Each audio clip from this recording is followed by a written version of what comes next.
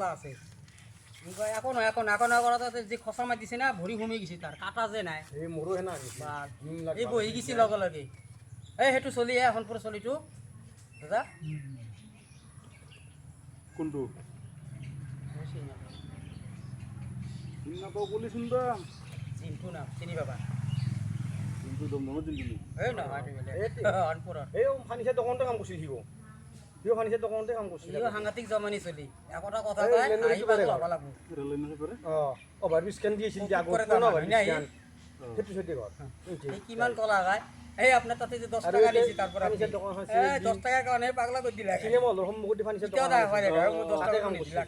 দেখা পালি চিন্তা আমি তোলে অলপ খগাই শিখন আছে শিকৰে তো প্ৰব্লেম হৈ গৈছে এতিয়া এক পেকেট আছে মোৰ দিনটো যাব লাগিব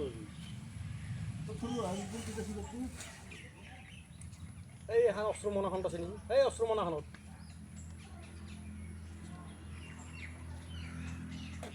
মস্ত জমানি চলি এই পাগলা হৈছে মানে এইটো ঘৰত 3 গাজলাতে বহিৰে নগানছি গম পাইছ এইটো ঘৰত 3 গাজলাতে গিৰি নগানছি দে কামত ধৰা ভাল কেনাম চাহ খাই থাকো এক খলা চাহ খাই কিনে নহয় হেৰি কৰি থাকিব নেকি বহি থাকিব নেকি আছে দেখোন আছে অলপ নেদাই দিয়া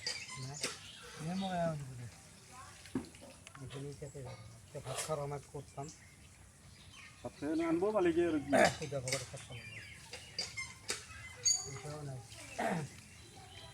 না মালিক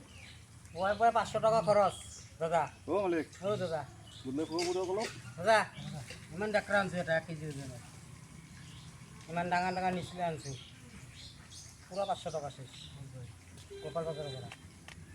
আপনি যেটা মোক ফোন কৰে নিচলা এৰম ডাঙৰ পালি মোক ক'ব একদিন